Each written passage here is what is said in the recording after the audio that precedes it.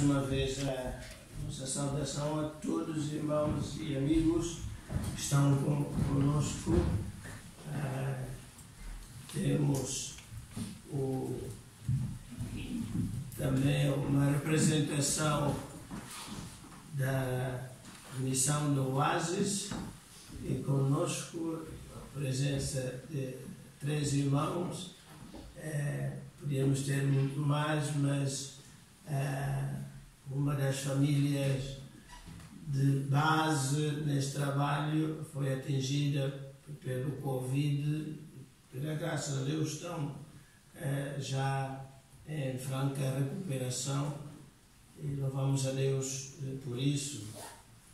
Também temos um jovem do Brasil que nos visita. Seja bem-vindo e que Deus proporcione também assim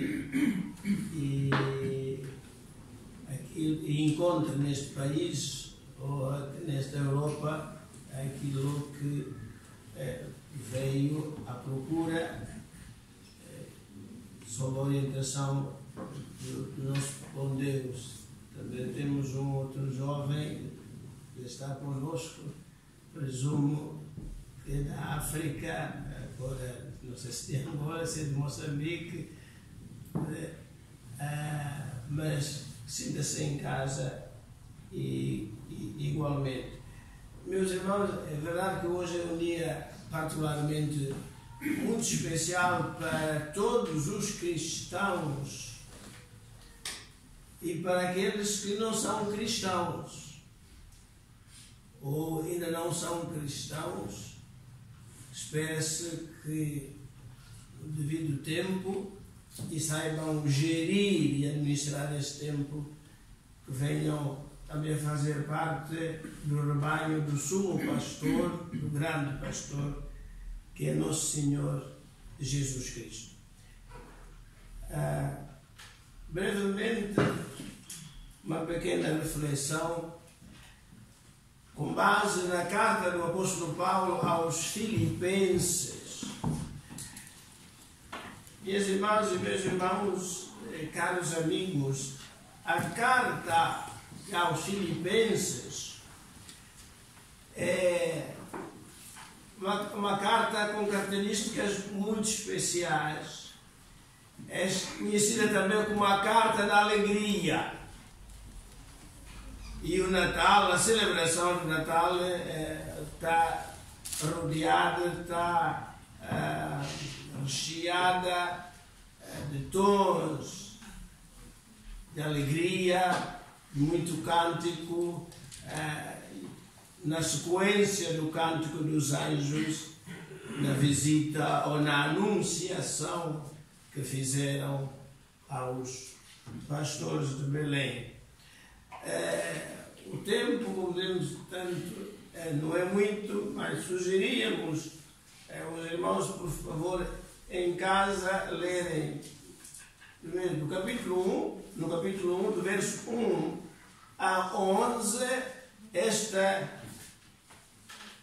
introdução, mas destaca o verso 4 que diz: fazendo sempre com alegria oração por vós em todas as minhas súplicas.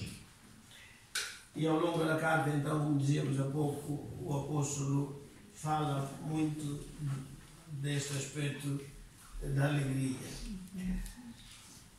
Coisa interessante é que uma carta que deu tanto gozo ao apóstolo Paulo, de repente surge no capítulo 2, a partir do verso 5,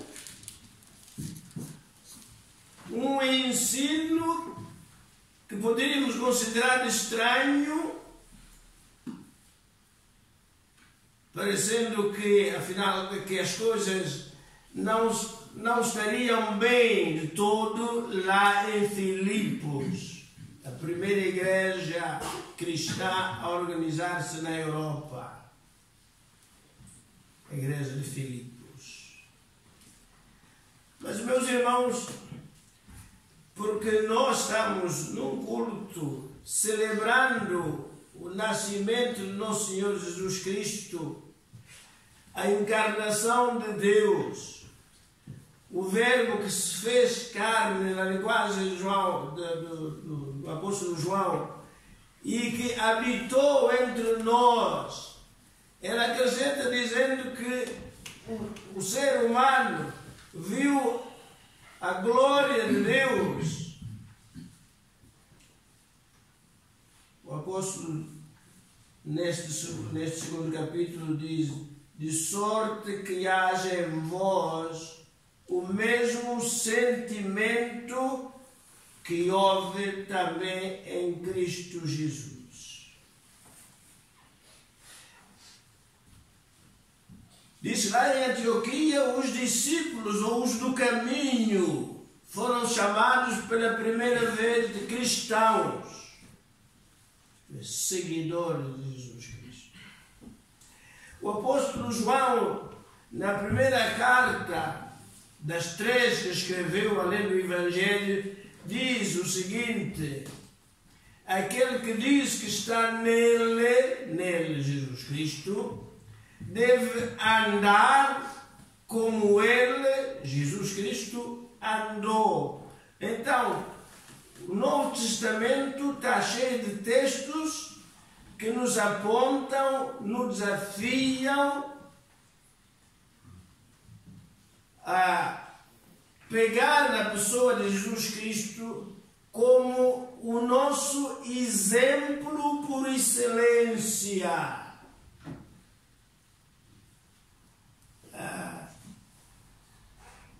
Numa das viagens que fiz à minha terra de origem, Angola, uma das acompanhado de um missionário americano que foi conosco e trabalhava conosco lá em Tomar, fiquei surpreendido de ouvir um cântico, particularmente em todas as igrejas onde estivemos na altura, Luanda, Uambo, Soio, em Cabinda, cantavam um hino que dizia, um corozinho, que ninguém é igual a Jesus.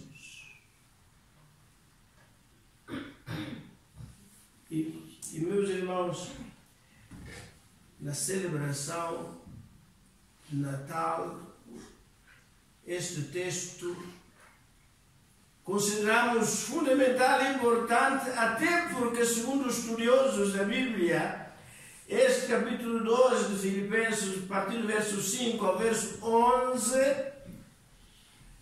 foi considerado como um dos primeiros credos ou confissões de fé cristãos, porque resume, sintetiza todo o Evangelho e a pessoa e a obra do Espírito Santo na pessoa de Jesus Cristo. Tende em vós o mesmo sentimento. A questão, para analisar o texto, que não temos tempo para isso, é: que sentimento é esse que Jesus Cristo teve e que o apóstolo Paulo desafia os cristãos em Filipos a seguir, a copiar, a imitar? Segue dizendo, verso 6, que sendo em forma de Deus, estando em forma de Deus, é interessante que os gregos, como qualquer outra língua, têm riquezas particulares, enquanto nós, em português, normalmente usamos a palavra forma. Os gregos têm duas palavras, uma delas é morfé, outra palavra é esquema, de onde veio a nossa palavra esquema. E então Paulo diz aqui que, verso 6, sendo em forma de Deus, morfé, isto é aquilo que é a essência inata, podemos assim dizer, que, independentemente do tempo e das circunstâncias, não sofre alteração, nem corrupção, nem deterioração. É assim mesmo. Nosso Senhor Jesus Cristo, ainda que em forma humana, não deixou de ser o Deus Filho. Então, estando mesmo assim nessa situação, diz que não teve por usurpação ser igual a Deus. Isto é, então, assumiu realmente como que prescindir dos seus direitos para vir até este mundo. É verdade que não há palavras humanas capazes de traduzir na inteireza o que é que isto quererá dizer exatamente. Mas basta imaginar que o Deus de Abraão, de Isaac e de Jacó, vê este mundo da forma como veio e nasce neste mundo da forma como nasceu e no lugar onde nasceu numa manjedoura, e que viveu aqui cerca de 33 anos sem ter nada que pudesse dizer: isto é meu. Diz que o Filho do Homem não tinha até onde reclinar a cabeça. Então, prescinde muito dos seus direitos, meus irmãos, não faz à toa, porque por detrás estava sempre presente aquele princípio bíblico, a verdade bíblica, que o Cordeiro de Deus foi imolado desde a fundação do mundo. E quando Satanás, através de diversos meios e ocasiões, tentou desviá-lo destes propósitos, o Senhor Jesus repetia esta pergunta: se eu for por ali, como se cumprirão as Escrituras? E, meus irmãos, diz o verso 7, em contrapartida, mas aniquilou-se. Outra palavra fundamental que Paulo vai buscar para descrever a estes irmãos de Filipos e por extensão a todos nós, que não só abriu mão dos seus direitos, mas esvaziou-se. No mundo em que nós, seres humanos, gostamos de nos apresentar, a palavra portuguesa interessante, né? Infunado. Uma pessoa que, enfim, parece que tem prazer em assumir muitas vezes, digamos, um tamanho ou dimensões que não tem. Parece aquela fábula, né, do sapo que quis ser elefante. É o contrário, Jesus Cristo. Né? Aniquilou-se, esvaziou-se, né? Assim mesmo. E é interessante quando Paulo diz que ele não foi esvaziado, ele esvaziou-se a si mesmo. Em tudo isto, uma atitude consciente de todas as consequências inerentes a esta situação. Foi ele que quis. É verdade que com um propósito, sendo nenhum, foi intencional. Assim mesmo, tomando a forma, outra vez a palavra morfé, né, aqui, forma de servo. Meus irmãos, e Paulo usa a palavra doulos, significa não o servo, o servente, ou em caso de fulano, servir, não, mas o escravo. tem gostos, que não tem, enfim, preferências, apenas só sabe dizer sim, senhor. Obedecendo em tudo o programa que trouxe Deus. Tomando a forma de servo, meus irmãos, no mundo em que espanta até os próprios discípulos, quando o Senhor se ajoelha junto deles e pega na bacia e na toalha e começa a lavar os pés, e aquilo para eles. Eu estava perto disso ao Senhor. Meus colegas aceitaram, mas eu não aceito. Porque ser servo, no sentido de escravo, é sempre considerado um serviço que não dignifica. Mas o Senhor até chegou ao ponto de dizer que não, o Filho do Homem não veio para ser servido, mas para servir. Isso não está um projeto de esvaziamento, de prescindir de certos direitos, certos privilégios, de certo estatuto. Chega, meus irmãos, dizendo que fazer semelhante aos homens. E cada um de nós sabe o que é. Cada um de nós sabe o que é.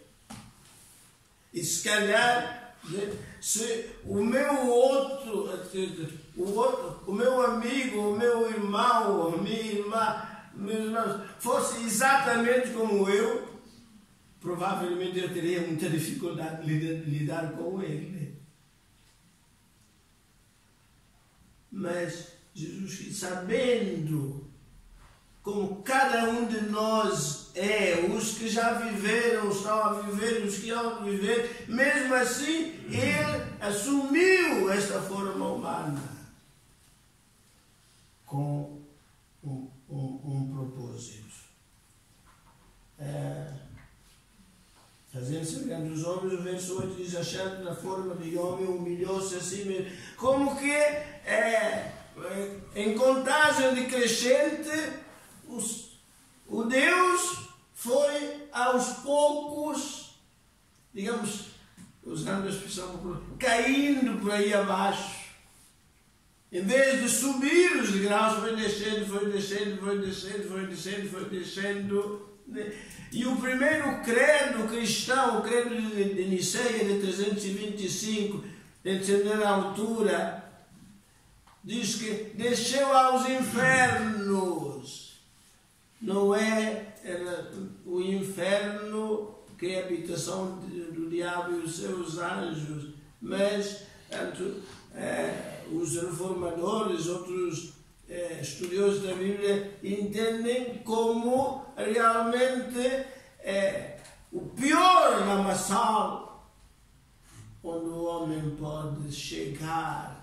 O Senhor foi até lá para poder resgatar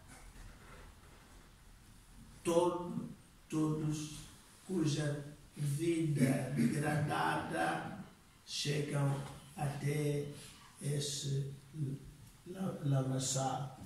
Mas mais ainda, meus irmãos, que ele humilhou-se a si mesmo, verso 8, sendo obediente até a morte e morte de cruz. É a síntese da vida do nosso Senhor Jesus Cristo. Para que, o objetivo está apontado no verso 10, para que ao nome de Jesus se dobre todo o joelho. E nós estamos aqui a cantar, alegres, felizes, a celebrar realmente o nascimento do nosso Senhor Jesus Cristo, mas não podemos esquecer, e convém lembrar, o percurso da sua vida, para hoje nós dizemos que Ele é Nosso Senhor. E como dizia Bonhoeffer, Então não nos pode custar tão barato o que a Deus custou tão caro. Não deve. De maneira que, meus irmãos, se dobre todos os joelhos que estão nos céus e na terra e debaixo da terra, e toda língua confesse que Jesus Cristo é o Senhor, para a glória de Deus Pai. Este que foi, desceu até aos infernos, exatamente por causa disso, sobe, vai subindo, vai subindo, vai subindo, vai subindo. Agora é digno, como diz João na carta no livro do Apocalipse, é o único digno de ser adorado, ser venerado, é o único diante do qual o homem se deve ajoelhar, é atitude de culto e de adoração, é o único capaz de abrir o livro, é o único que pode estar à direita do Pai, intercedendo por nós. Por isso, meus irmãos, celebremos esse Jesus Cristo, lembrando todo o percurso que Ele fez para que eu, o irmão e cada um de nós possamos viver esta alegria, esta euforia, este movimento todo